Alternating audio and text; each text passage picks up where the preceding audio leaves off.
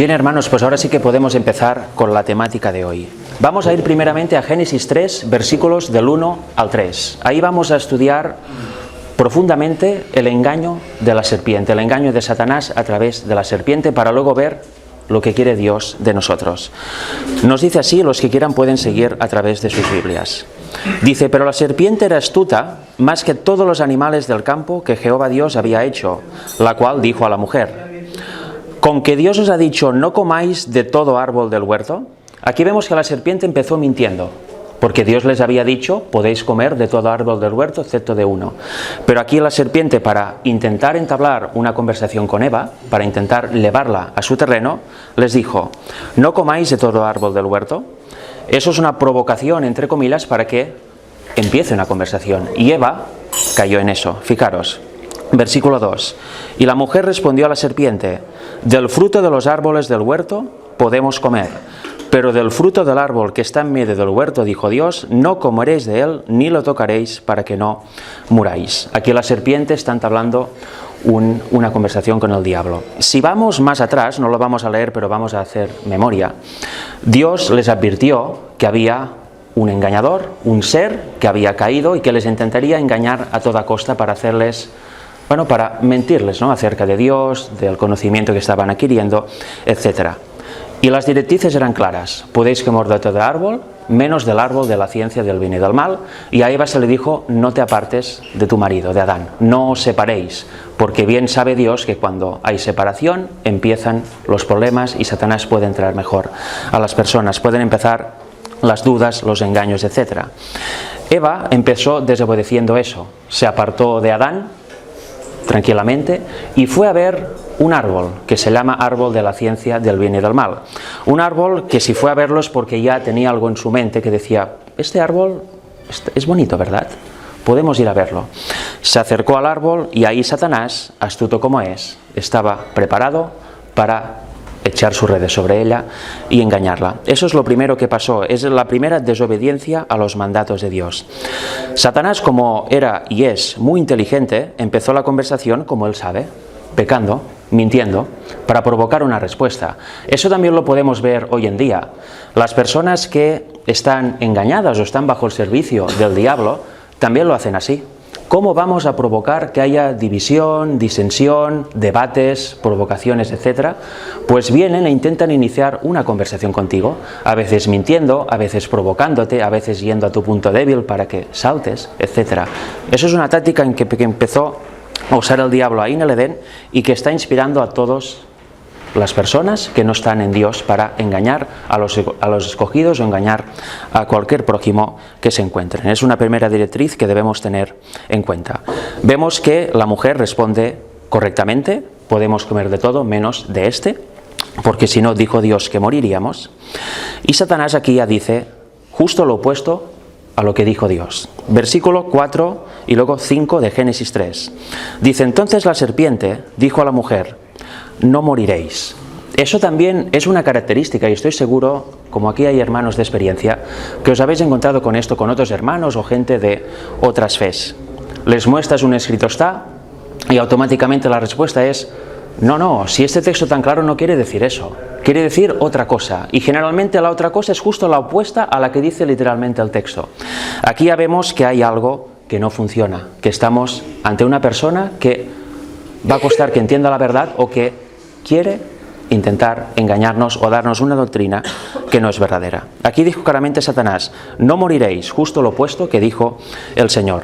Y luego va más allá: sino que sabe Dios que el día que comáis de él serán abiertos vuestros ojos y seréis como Dios, sabiendo el bien y el mal. Aquí le está diciendo en este caso a Eva: no solo Dios te ha engañado, porque aquí le está diciendo que Dios ha mentido, te ha dicho que morirías y es mentira, en realidad no morirás, sino que aparte lo hace para encubrirte un conocimiento que es absolutamente necesario para ti. Porque si lo conoces, tendrás una experiencia muy diferente y mucho mejor a la de ahora. Esto es lo que tenía intrínseco el mensaje tan simple: no moriréis, de Satanás. Porque hasta aquel momento Adán y Eva eran puros, inocentes, solo habían recibido las instrucciones directamente de Dios, concretamente directamente de Cristo. Y era una realidad, por eso vivían en paz, vivían en el Edén tal como Dios quería que viviesen.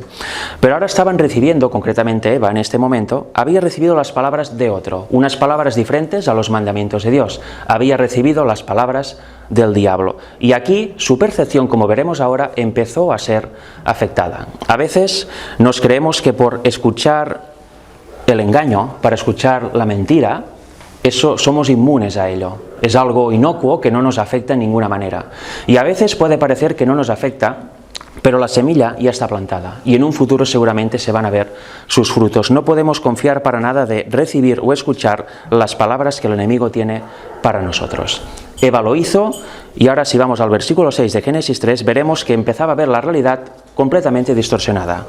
Fijaros que dice, y vio la mujer. Aquí ya no está razonando con inteligencia, está fiándose de lo que ve, también de lo que oye, etcétera, los sentidos.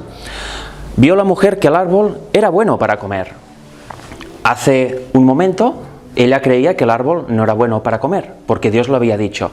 Pero ahora había escuchado las palabras de la serpiente, las palabras del diablo, y ya estaba viendo de forma sincera y categórica que el árbol era bueno. El árbol había cambiado, el árbol era el mismo que Dios puso en el Edén. Pero ella, sinceramente, veía que era bueno para comer. Eso nos puede pasar también ahora. Si escuchamos las palabras del enemigo, si las escuchamos, al cabo de un tiempo diremos, quizá es verdad esto.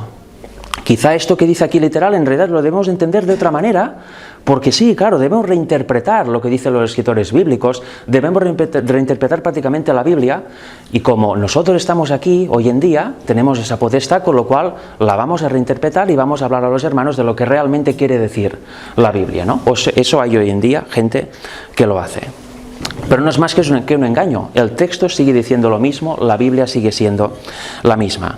Vemos que la mujer vio que el árbol era bueno para comer y que era agradable a los ojos y árbol codiciable para alcanzar la sabiduría. Y tomó de su fruto y comió, y dio también a su marido, al cual comió así como ella. Aquí empieza la codicia.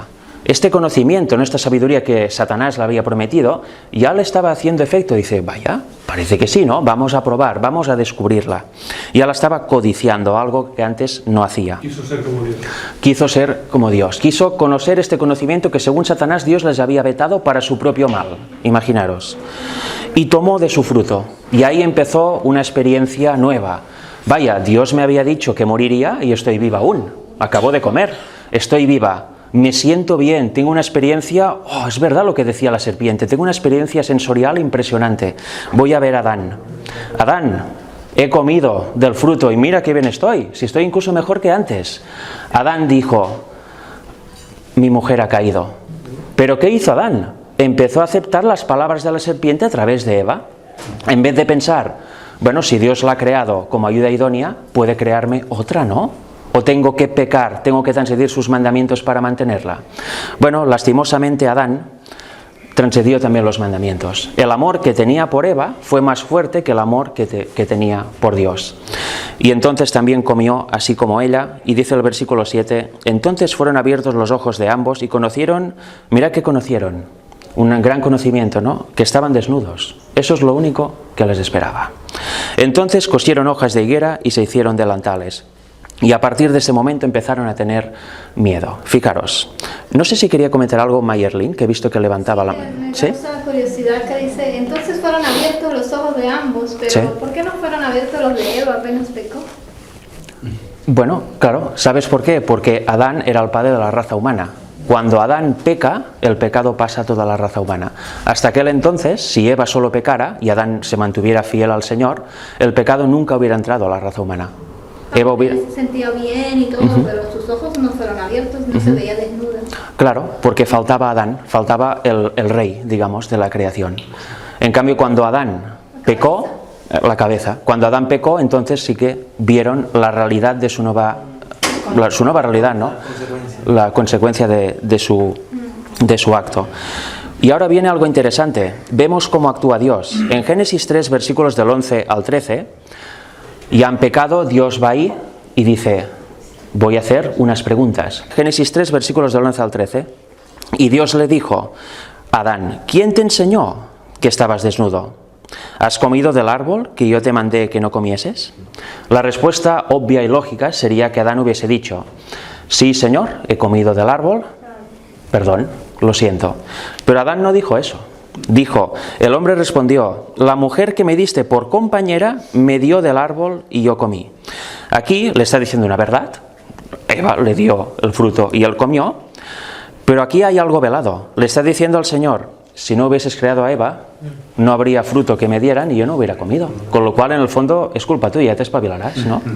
Es así. ¿Y verdad que es lo que hacemos nosotros también? Cuando hacemos algo malo, es que es culpa de él, o me incitó, o el coche, o el perro, o el tiempo. Y quizás es verdad. Pero la decisión propia es tuya y solo tuya. En el texto bíblico no vemos que Eva agarrara del cuello a Adán y le pusiera el fruto en la boca y come, mastica. Tampoco vemos que la serpiente le dijera a Eva: abre la boca y come el fruto ya, con una pistola detrás, ¿verdad?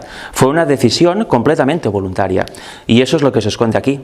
Adán dice: yo no quiero saber nada, ¿no? Culpa de Eva, espabilate con ella, que ella me lo dio primero. Yo solo he comido porque ella me lo dio. Y luego, bueno, Jehová dice: vale, de acuerdo, vamos a hablar con Eva.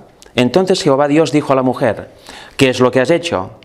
Otra pregunta fácil, ¿no? ¿Qué has hecho? Eva debería haber dicho: he comido del fruto que dijiste que no comiéramos. Lo siento, Señor, te he desobedecido. ¿Qué va a pasar ahora? Pero Eva dijo: la serpiente me engañó y comí.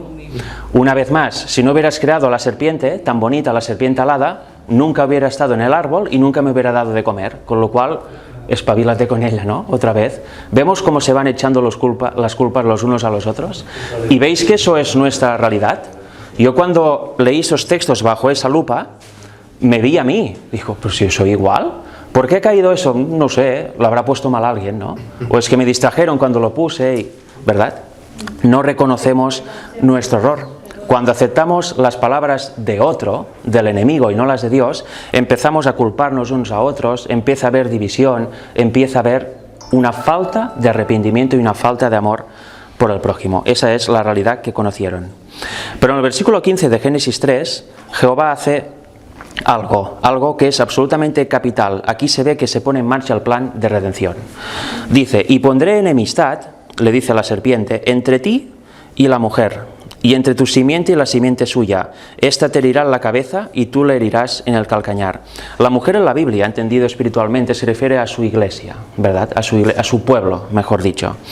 Y dice que sí que les podrás herir en el talón, pero ellos te aplastarán la cabeza, te herirán la cabeza, te van a ganar. A partir de este momento tenemos un mediador que se llama Cristo, que vino 4.000 años después, 4.000 años después, en forma humana aquí. Aquí vemos que Dios inmediatamente pone en marcha el plan de redención. Podía haber liquidado todo y empezar de cero, pero Él no actúa así. Él actúa con amor y perfecta justicia y misericordia. Pero fijaros, tampoco es que sea un Dios tan amoroso que no pasa nada. Habéis transgredido, es una vez, no importa. Tranquilos, haré como si no he hecho nada. ¿Os arrepentís de verdad? Sí, vale, seguid adelante.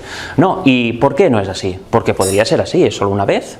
Eran casi perfectos en aquel momento. ¿Por qué no es así? Porque cuando cedes una vez, si se te permite seguir adelante en tu pecado, vas a volver a hacerlo otra y otra vez. Ha de haber algo que sea mucho mejor que dejar con libertad al transgresor de la ley. ¿Qué mejor que lo que veremos justo al final? La respuesta del Señor es realmente única y realmente impresionante. Lo veremos justo al final. Pero bueno, ya hemos visto un poco lo que pasó en el Edén. Vemos aquí también, vemos aquí también que nos da la oportunidad de elegir. Vemos que se pone en marcha el libre albedrío. Aquí tú puedes elegir: o cedes a Satanás o aceptas las palabras del Señor. Algo que es intrínseco. Nos pueden quitar todo, pero el libre albedrío no nos lo pueden quitar. Si nosotros queremos decidir algo, lo podemos decidir. No pueden entrar en nuestra mente. La única manera de que no podamos elegir es que nos maten. Básicamente es así. Nos pueden quitar todo menos esto, y eso es algo que debemos respetar en el prójimo. Cada decisión que toma una persona, sea mala o sea buena, ha de ser respetada si la toma con sinceridad y con inteligencia. A veces nosotros, porque tenemos la mente esta del diablo, ¿no?, queremos imponer ideas, queremos llevar a las personas por el camino que nosotros queremos, pero eso no funciona así. Dios no los obligó a servirle. Les dijo: bueno, hay una consecuencia, tendréis que salir del jardín del Edén, he puesto ángeles en la puerta y en el árbol para que no comáis más de él y tenéis que ir a vivir fuera. Ahora descubriréis lo que es el trabajo, lo que es esta nueva vida, ¿verdad? Pero ni fue un perdonador de pasar por alto la transgresión, ni tampoco fue un castigador tremendo, ¿no? Vemos el equilibrio perfecto entre juicio y misericordia del Señor. ¿Y querías comentar algo? Sí, disculpa. Yo soy bastante nueva en esto. Sí. Hay muchas cosas que para mí son palabras técnicas que Normal. no puedo entender lo que quiere decir. Entonces, cuando dice que la mujer es la iglesia, Sí. ¿qué quiere decir, por ejemplo, que... ¿Dónde estaba? Así que te herirá en la cabeza y tú le herirás en el talón. La simiente de la mujer. Ajá. Es Cristo. No, ya, pero ¿qué quiere decir exactamente la cabeza y el talón? Bueno, literalmente, la serpiente te puede herir, pero no te va a matar si no te dejas matar. Y en cambio tú la acabarás, o sea, Cristo acabará aplastando la cabeza de Satanás. Las instrucciones. el objetivo. Correcto, correcto. Eso ya fue en la cruz y será finalmente, no sé si lo sabrás, en el milenio, después del milenio, cuando vuelva Cristo por tercera vez aquí a la tierra. Sí, esto ya lo tengo. Pues ahí será la destrucción final del diablo. Ahí se cumplirá esta profecía de aplastar definitivamente la cabeza de la serpiente. Sí, disculpa, Freddy. Sí. Que como hay gente nueva, por aclarar cosas. Satanás no solamente quería que el hombre cayera, sino que además quería que comieran del árbol, ¿vale? Porque en condición ya de caída, si comían del árbol, perpetuaban el pecado para siempre. Por eso Dios Exacto. tuvo que poner los ángeles El árbol de la vida. del árbol de la vida, perdón, si no le he aclarado, del árbol de la vida. Ajá. No solamente quería que el hombre cayera, sino que además perpetuaran por la eternidad el pecado y el mal. Ujú. Es decir, que comieran después del árbol de la vida. Y Dios no lo permitió y por eso fueron expulsados para que, o sea, gracias a Dios que Ajá. evitó. Así yo es. creo que es necesario decir una cosa importante, disculpa, Freddy, es para la gloria y la honra de Dios. Todo lo bueno viene de Dios, todo lo malo viene del enemigo. Porque el Señor de la muerte es Satanás. Pues cuando Dios le dijo, si coméis de este árbol moriréis, en realidad Dios no estaba diciendo una mentira, ellos empezaron a morir en ese Ujú. momento, entró la muerte, empezaron a envejecer, empezaron sus células a ir degenerando hasta que finalmente murieron. Ujú. Murieron en ese día literal, murieron en ese día profético, porque para Dios un día son 1000 años. Ujú. Ninguna persona vivió más de 1000 años. Así es. Y cuando dice, por lo que has hecho, con el sudor de tu frente sufrirás, tu mujer bañarás con dolor. O sea, es como si eso estuviera viniendo de Dios para una persona que no lo entiende. Ujú. Pero en realidad, cuando nosotros obedecemos a alguien, en este caso a Satanás, el señorío, ¿quién lo tenía en ese momento? ¿Quién era el señor del mundo antes de pecar? Ujú. Adán. Entonces, en el momento que nosotros pecamos, ¿a quién, o que Adán pecó, a quién le cedió el señorío? Ujú. A A Satanás. Satanás. Por lo tanto, Satanás tenía derecho para introducir la muerte, el dolor, Ujú. que la tierra no diera todo su fruto. No era algo que venía de Dios. Dios les estaba advirtiendo, todo lo que he hecho es bueno, pero si coméis de ese árbol, conoceréis también lo malo. Ujú. Entonces, les fue abierto los ojos, las sociedades satánicas dicen, el ojo de la iluminación, el tercer ojo, Dios no quiere que tú se te abran los ojos. O sea, les fueron abiertos los ojos no significa otra cosa, sino se dieron cuenta, cayeron en la cuenta de que estaban Ajá. desnudos. ¿Por qué cayeron en la cuenta de que estaban desnudos? Porque estaban revestidos de la gloria de Dios, tenían unos mantos de luz tan intensa, tan bonita, que no se veían desnudos. Ujú. Se veían con una túnica de luz, que es la gloria que nosotros debemos de recuperar, ojalá, si Dios quiere, y si nosotros somos, digamos, somos fieles, recuperaremos algún día. Ujú. Entonces, lo malo no vino de Dios, y fue una maldición de decir, te va a pasar esto y esto y esto. Ajá. Pero el autor de que pasara eso no fue otro, sino el Señor de la muerte, que fue Satanás. Así es. Lo digo para la gloria y la honra de Dios, porque hay gente que no Así es, la paga del pecado, dice Romanos, que es la muerte, y efectivamente así es. Y no solo adquirieron la muerte natural, que es la degradación de nuestro cuerpo, sino que en aquel momento ya estaban destinados a morir eternamente. Porque la paga del pecado es la muerte. Si no hay un Salvador que te redima, no hay posible salvación. Ahora vamos a entrar en parte de lo que quiere Dios que conozcamos. En Filipenses 3, versículos del 8 al 11, nos dice Pablo algo muy interesante. y algo que es totalmente literal también, con lo cual podemos adquirir este conocimiento.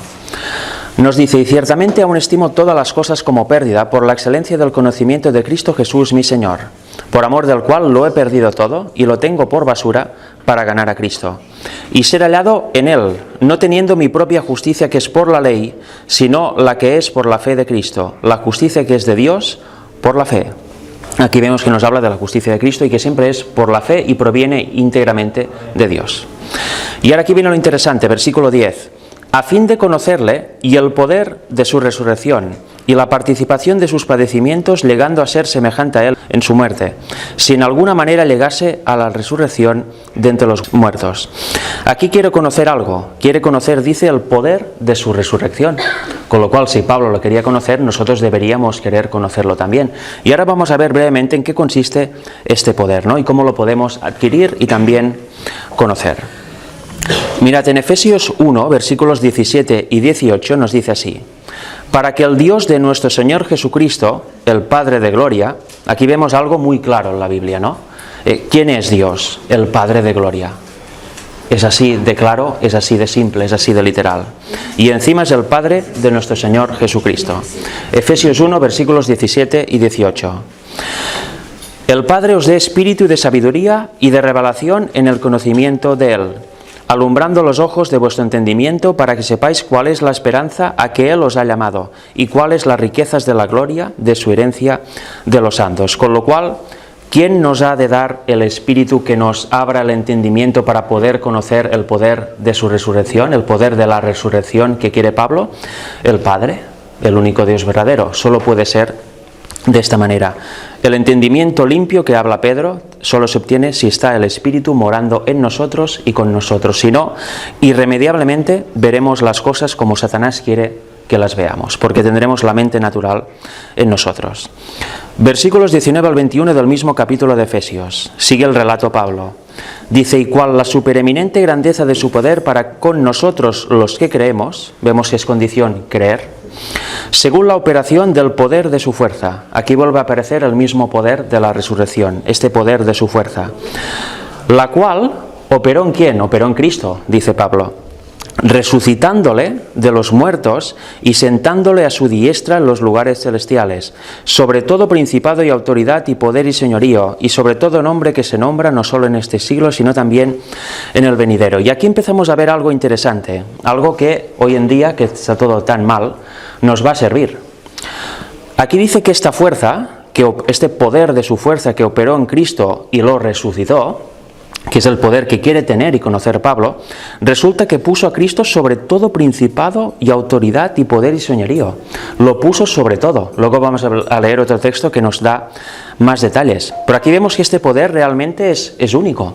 Es un poder impresionante, es el poder de los poderes, porque te pone sobre todo principado, autoridad, etc. Y mirad, si seguimos leyendo lo vamos a ver un poquito más claro.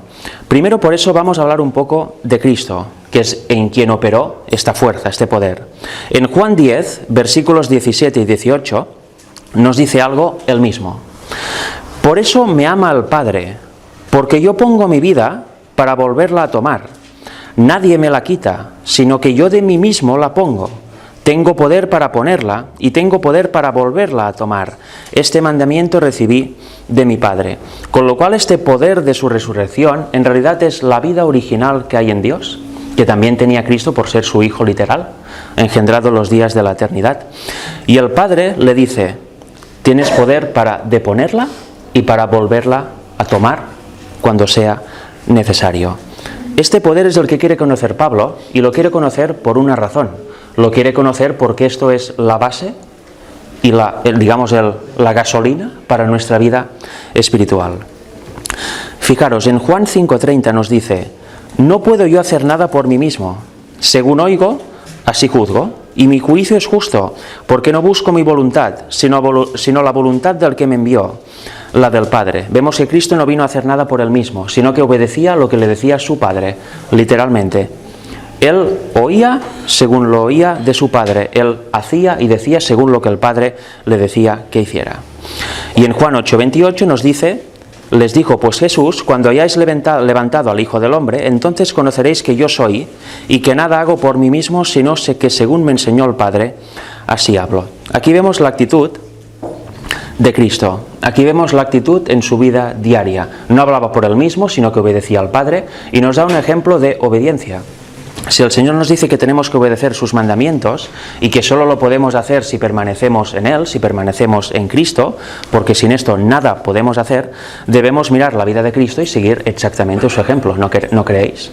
Y debemos entender cómo venció Cristo, cómo vivía Cristo, cómo actuaba Cristo, por qué Cristo conocía ciertas cosas, por qué hacía lo que hacía, ¿verdad? Y era por eso, por estar unido al Padre. Y de aquí viene el poder que quiere conocer Pablo. En Colosenses 2 del 8 al 12 nos da un poco más de detalle, hasta llegar al clímax que lo veremos en otro texto. Dice, mirad que nadie os engañe por medio de filosofías y huecas sutilezas, según las tradiciones de los hombres, conforme a los rudimentos del mundo y no según Cristo. Eso es un detalle muy importante. Si dice que mirad que nadie os engañe, es porque podemos ser engañados, ¿verdad? O resulta que no, ¿verdad que sí? Y fácilmente. ¿Por medio de qué? De filosofías y huecas sutilezas, tradiciones de hombres conforme a los rudimentos del mundo y no según Cristo. Hay mucha gente que habla de la Biblia, pero en el fondo está hablando de filosofía. Un texto por aquí, un texto por allá, toco aquí, toco allá, hago una doctrina y parece que es verdad. Pero no, eso es lo que hizo Satanás en el Edén. Nos dice de Cristo que en Él habita corporalmente toda la plenitud de la deidad. ¿Eso qué significa? Pues que tenía una plena y original naturaleza divina, ¿verdad? Deidad es naturaleza divina. La plenitud de la presencia del Padre. De la presencia, exacto. Tenía la plenitud del Espíritu. El Padre que mora en mí, Él hace las obras. Exacto. La plenitud del Espíritu, en otras palabras, se podría decir. Y vosotros, o sea, también nosotros, estáis completos en Él, que es la cabeza de todo principio y potestad.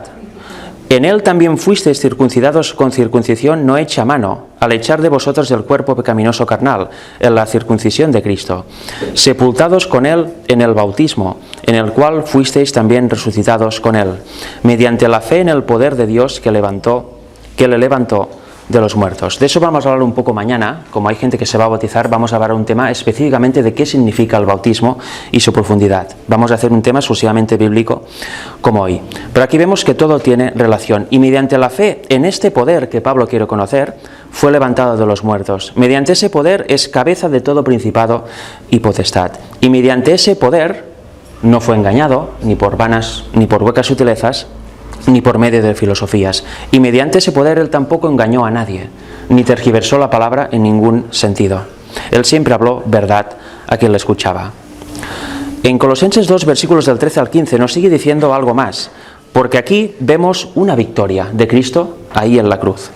Dice, y a vosotros, estando muertos en pecados y en la incircuncisión de vuestra carne, os dio vida juntamente con Él, perdonándoos todos los pecados, anulando el acta de los decretos que había contra nosotros, que nos era contraria, quitándola de en medio y clavándola en la cruz, y despojando, y nos vamos a entrar en este último versículo, y despojando a los principados y a las potestades, los exhibió públicamente, triunfando sobre ellos en la cruz.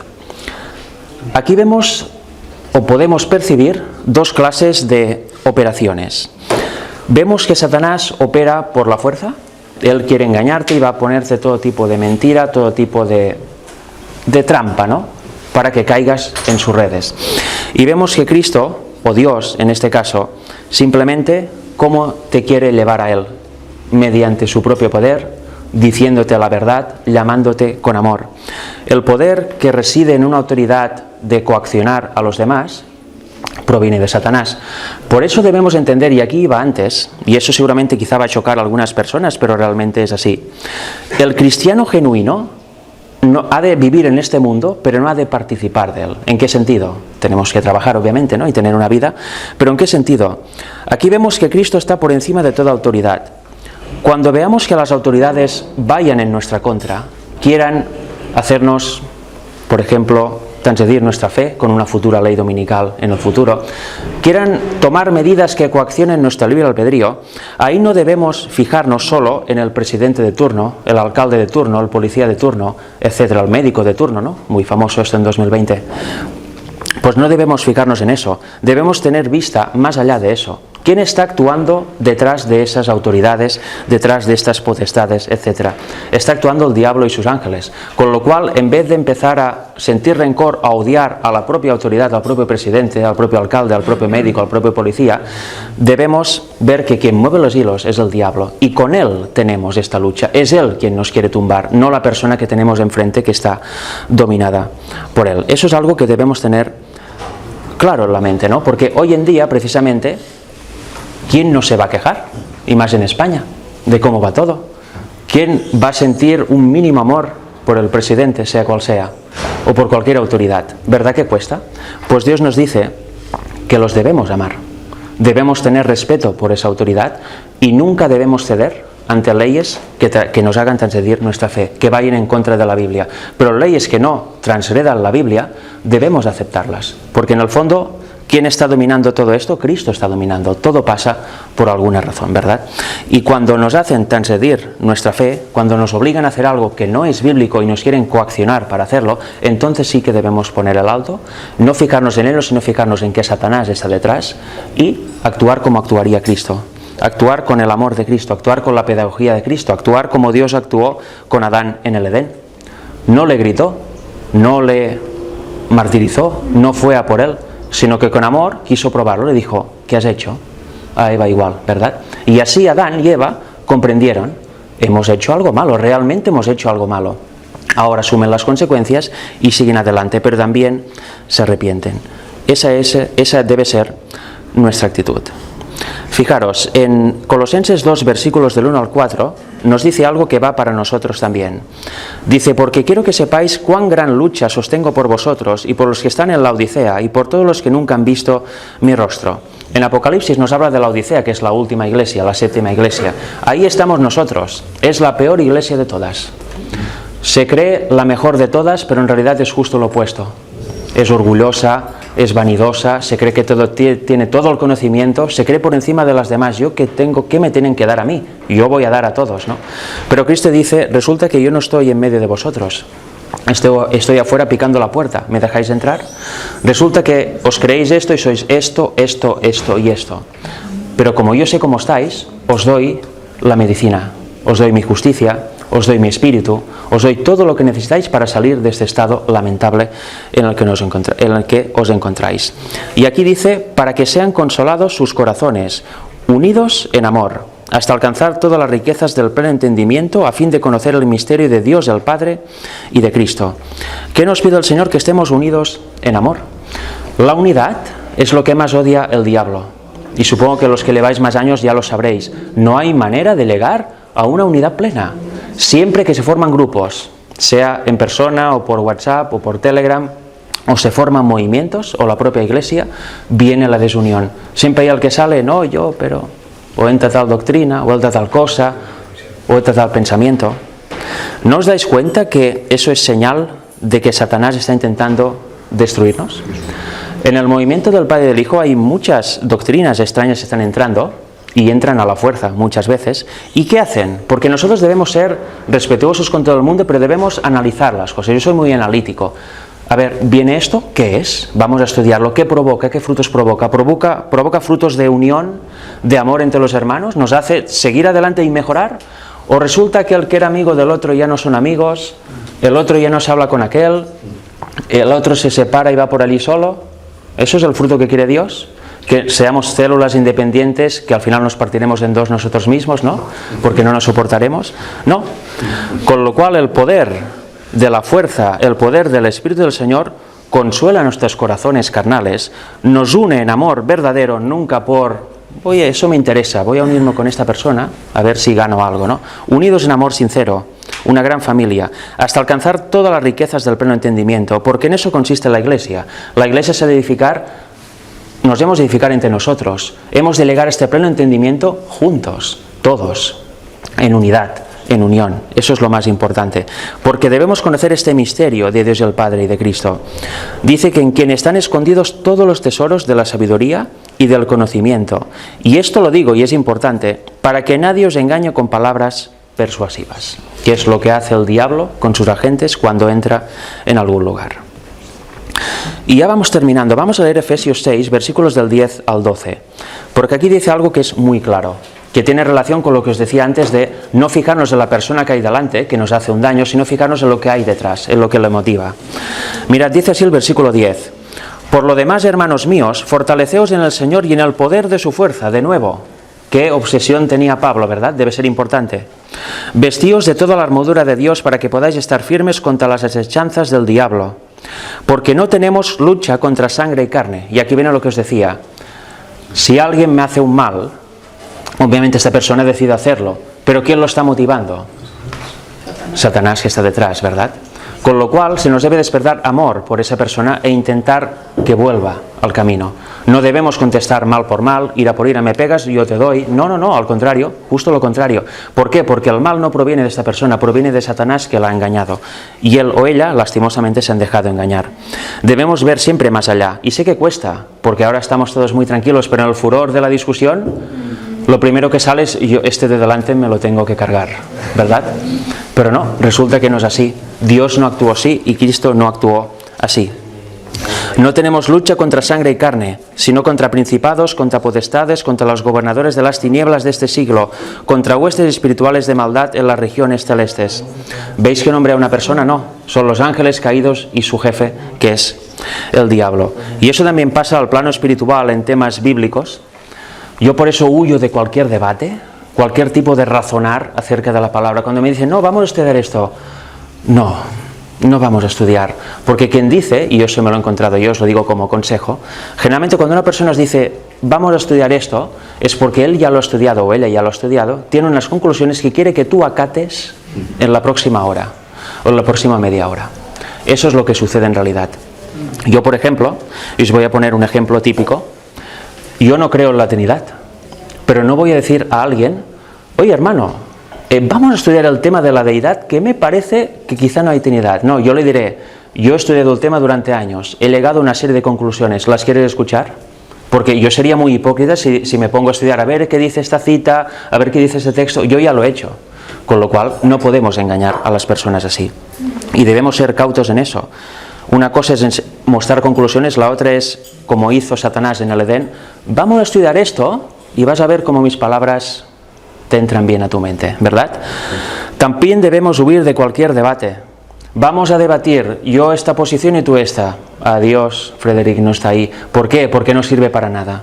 Los que creen una cosa seguirán creyendo lo mismo, los que creen la otra lo mismo, y al final es una lucha como un equipo de fútbol. Gana el Barça o el Madrid, gana el Valencia o el Villarreal, ¿no? ¿Quién cambia ahí? No, es una competencia. El cristiano no debe entrar en ese tipo de errores. Y eso también es muy común. Hay gente que le encanta debatir, le encanta, no, vamos a hablar de esto. ¿Por qué? Si al final es una discusión, ¿verdad? Debemos también tener vista en todo eso. En 2 de Pedro 2, versículos del 9 al 12, nos dice, ¿sabe el Señor librar de tentación a los piadosos y reservar a los injustos para ser castigados en el día del juicio? Y mayormente aquellos que siguiendo la carne andan en concupiscencia e inmundicia y desprecian el señorío. Dice aquellos que siguen la carne, ¿qué hacen? Andan en sus propias concupiscencias, en sus propios delitos, en sus propios pecados, andan sin Dios en su mente. Luego dice que son atrevidos y contumaces, no temen decir mal de las potestades superiores, mientras que los ángeles, y aquí está hablando de ángeles que son mayores que nosotros, y ahora que estamos con naturaleza caída son mucho mayores que nosotros, que son mayores en fuerza y en potencia, no pronuncian juicio de maldición contra ellas delante del Señor. Vosotros me diréis, los ángeles, si dijeran, es que Satanás se ha pasado a 3 pueblos, está haciendo mal, es esto, esto y eso, ¿sería mentira? No, sería verdad, pero no lo dicen. Tampoco Cristo, cuando contendía con el diablo por el cuerpo de Moisés, le dijo, es que eres un apóstata, te lo voy a quitar, para allá. No, no dijo jamás esto. Y podía decirlo con razón, ¿verdad? Podemos pensar, pero no lo dijo. ¿Por qué? Porque Dios no actúa así, su carácter no es así, y los cristianos no debemos actuar así. Yo me he encontrado en muchas situaciones donde tenía la razón, y era una injusticia lo que estaba pasando. La carne dice, voy a defender al máximo porque es una injusticia, tengo razón, estoy en pleno derecho de hacerlo. Pero no, eso no acaba bien, ¿verdad? El cristiano no sabe defender. Aquí dice al principio que el Señor sabe librar de tentación a los piadosos y Él ya se encargará de los injustos al final. Yo sé que es frustrante en nuestra vida a veces no poder solucionar ciertos problemas o no poder terminar nosotros mismos ciertos problemas. Que es difícil, es complicado y a veces es muy frustrante, nuestra mente va a 1000 por hora. Pero debemos aprender, y eso solo se puede hacer con la actuación del Espíritu en nosotros, que Dios se encargará. Y aún más, vemos encima que los malos prosperan. El que nos ha hecho de todo, madre mía, le va todo bien. Y yo cada vez estoy peor. He perdido el trabajo, no tengo dinero, etcétera, ¿verdad? ¿Por qué sucede esto?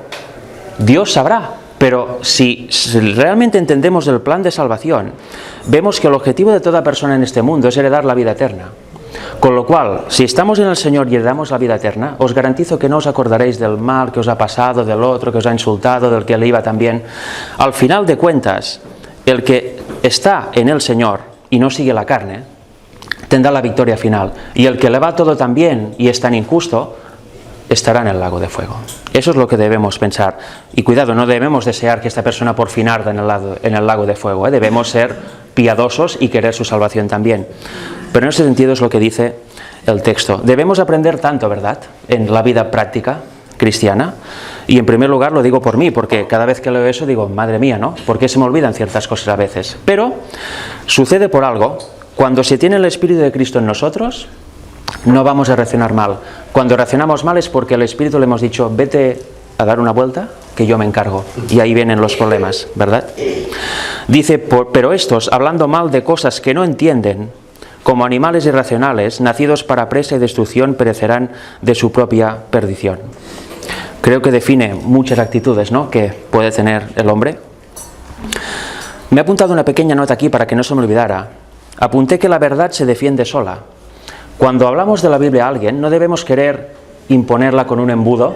Abre, venga, adelante. Ni querer ampliar la palabra para que la entienda mejor, ¿no?, según nuestro propio criterio.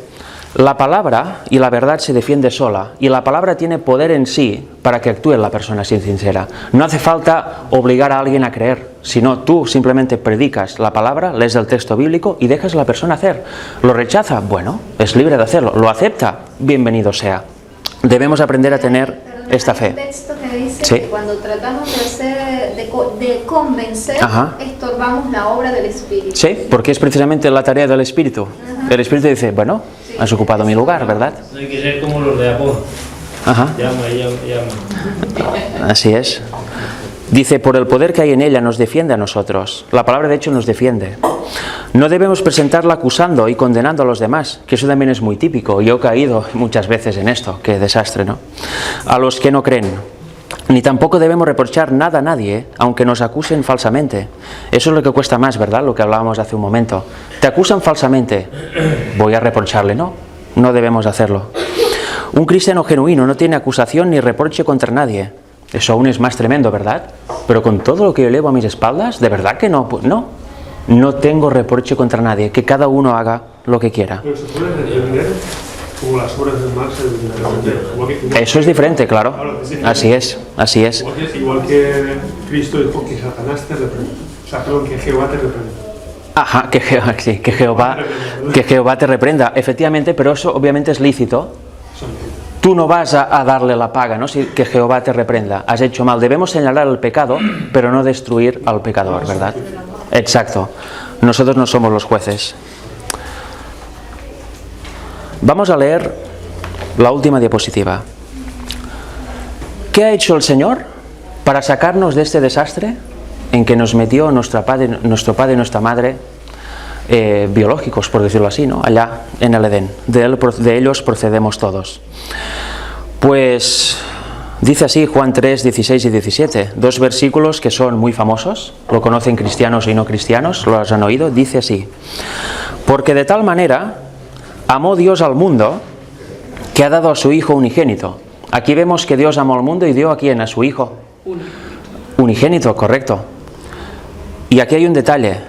Mucha gente se sabe este texto y dice amén, amén, amén, pero pone el Hijo unigénito a cuando Cristo nació aquí en la tierra. Y eso yo abogo a que no es verdad. Aquí se está refiriendo al Hijo ya en los días de la eternidad. El Padre tuvo un hijo, literal, en los días de la eternidad. Y aquí dice que envió a este Hijo aquí. a la tierra. No envió a un compañero o a un ser que luego sería su hijo. Envió a su hijo literalmente aquí a la tierra. ¿Para qué? Para todo aquel que en él cree no se pierda, mas tenga vida eterna, tenga ese poder, ese espíritu en él que le haga llegar a la vida eterna y no se pierda, que le haga vencer las obras de la carne. Y el 17, porque no envió Dios a su Hijo al mundo para condenar al mundo, sino para que el mundo sea salvo por él. Imaginaros el panorama, ¿no? La escena. Vemos a Cristo como el gran capitán de las huestes del Señor, el Hijo literal del Padre, el único en su especie. Estaban el Padre y el Hijo. Más elevado que esto no hay.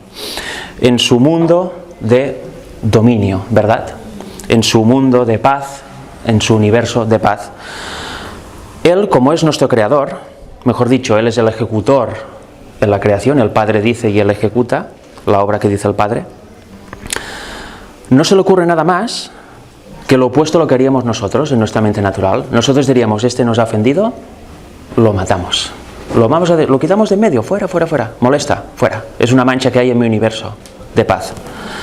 Resulta que el Hijo dijo con el Padre, yo voy a la tierra y no solo voy a ir con mi realeza, mi naturaleza divina, sino que voy a cubrir mi naturaleza divina con la naturaleza de este seres que yo creé, con su naturaleza caída, con su naturaleza carnal. Se hizo en nosotros para poder salvarnos del pecado en su totalidad. Se hizo en nosotros para enseñarnos a cómo vencer el pecado con la ayuda del Señor, que las tendencias que hay en nuestra carne no se manifiesten. Cada uno ha pecado de muchas maneras, ¿verdad? Pero no hemos pecado de todas. Yo no he cometido todos los pecados que existen en este mundo, solo he cometido unos cuantos, ¿verdad? Tú habrás cometido unos que yo no he cometido, tú, etcétera, ¿verdad? Cada uno sabe lo suyo. Pues Él vino y venció todas estas tendencias que se manifiestan en nuestra carne en su totalidad. Las venció todas. Las venció todas para que no haya excusa alguna, para que toda persona de este mundo, sea cual sea su debilidad, sea cual sea la tendencia que se manifieste en su carne y dé fruto al pecado, no se manifieste nunca más, no tenga que manifestarse nunca más. Nos enseña el poder al cual debemos recurrir para someterla. Él las sometió todas en nuestro cuerpo, no tenemos excusa. Cristo no venció porque era Dios, como dice tanta gente. Me parece increíble, ¿no?, esta conclusión, pero no es verdadera. Cristo venció siendo nosotros. Se hizo nosotros, se hizo nuestro hermano y venció como nosotros podemos vencer. También a Él le fueron cargados todos nuestros pecados, no que Él pecara, sino que todos nuestros pecados, incluso de personas que no han nacido y van a pecar, le fueron cargados a Él, los cometidos. ¿Para qué? Para que Él pagara lo que nosotros merecemos, la muerte eterna, la separación definitiva de Dios. Le fueron cargados sobre Él. Él vivió en la cruz la muerte eterna, la muerte segunda, vio como el Padre se separaba de Él, vivió la agonía que nosotros merecemos vivir y la vivió por nosotros, por ese amor inconmensurable que tiene por sus criaturas, en este caso nosotros. Con lo cual Cristo, o mejor dicho, el Padre con el Hijo, hicieron este plan. Tú irás, te harás ellos, vencerás el pecado en su totalidad, tanto para que no se manifieste más cuando venga la tentación, como para que puedan arrepentirse de los pecados ya cometidos. Tú irás ahí, vencerás al diablo, lo hundirás y les darás la victoria total sobre el pecado a esos seres que hemos creado y que ahora están en una situación fatal. Para que tengan vida eterna, dice el texto, tú harás esto por ellos. ¿Qué diferencia de nosotros, verdad? Que lo que haríamos es despreciar al que se ha atrevido a ofendernos. ¿Qué diferencia? Pues debemos aprender de este poder que resucitó a Cristo de la tumba, este poder que el Padre y el Hijo nos dan gratuitamente. Nos dicen, si lo queréis, aquí lo tenéis. Cada vez que venga la tentación no es necesario caer y luego arrepentirse para luego volver a caer. O sea, ¿qué clase de vida es esta, no? Nos da este poder para decir, cuando venga la tentación, decir, Señor, no quiero caer, dame esa salida. Dios te la da y sales, ¿verdad? Hay una idea muy común en el cristianismo que, como dice la Biblia, y es cierto, abogado tenemos, pues podemos pecar, arrepentirnos, volver a pecar y así. Y los que van más al extremo, que sería el catolicismo y gran parte del protestantismo, evangélico en general, dicen pues que no, si la ley está abolida, Cristo ya lo eliminó todo en la cruz, no se han de guardar los mandamientos, tú puedes hacer de todo. Levítico dice que no se debe comer cerdo, tú come, también murió por ellos, ¿verdad? Se puede comer, la carne es limpia si haces una oración antes. ¿Eso es verdad?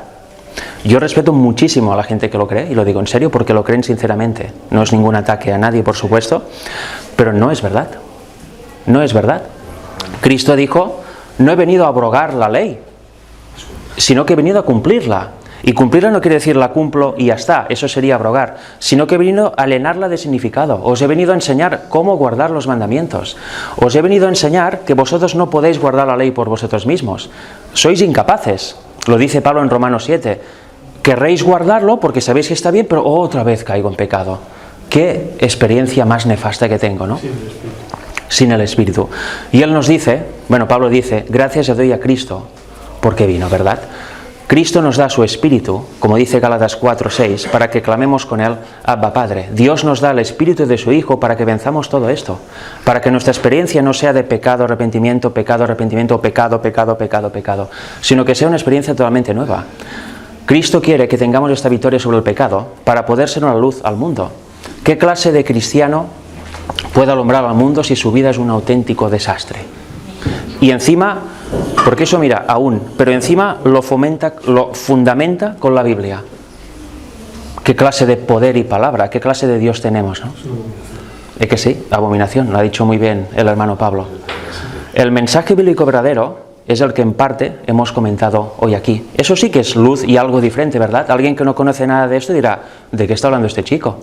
No, es algo que no he oído en ninguna parte. Pues eso es poder, eso es salvación, eso es el evangelio puro que Dios y Cristo quieren que creamos. Y debemos conocer, como Pablo, querer conocer este poder para que sea una realidad en nuestra vida y nuestra experiencia cambie. Y cuando vengan los problemas, los pasaremos de otra manera. No nos hundiremos en la miseria, no empezaremos a acusar a todo el mundo, a reprochar a todo el mundo, ni a decir, oh, es que soy, es que el otro. Los pasaremos de otra manera. Si tenéis problemas, imaginaros Cristo cuando estuvo aquí en la tierra, que acabó crucificado. ¿Entendéis? Él también se vio en batallas espirituales de Biblia contra Biblia, ¿no? Venían los fariseos, decían, pero aquí dice esto, o ¿qué harías en ello? Porque si contesta eso, por fin lo podemos detener, ¿verdad? ¿Y Cristo qué hacía? ¿Otra vez estáis aquí? Dejadme en paz. No, decía, escrito está, que eso, y lo decía, que eso me fascina, con un poder que nadie se enfadaba. Contradecía a los doctores de la ley y no se enfadaban. Ellos veían, es que nos está diciendo la verdad, pero eran tan orgullosos que se volvían para atrás y buscaban, bueno, vamos a ordenar otro plan para ver si ya lo pillamos y por fin lo podemos llevar a los romanos. Pregunto, y eso lo he dicho muchas veces en grupos, ¿por qué cuando nosotros redarguimos de pecado tantas veces la persona se enfada? Pues porque muchas veces nos falta el Espíritu. Las personas eran antes igual que ahora. ¿Por qué con Cristo no se enfadaban y por qué cada vez que cuando uno intenta debatir algo, hablar algo de la Biblia, hay un caos tan tremendo y acaba con esos aspavientos? Porque nos falta el Espíritu. Os garantizo, y Dios lo garantiza obviamente también, que si tenemos el Espíritu, no seremos conscientes, pero toda palabra que digamos va a hacer efecto en la persona. Quizá lo va a rechazar, quizá incluso, no, vas a ver una cara extraña, pero no va a haber discusión.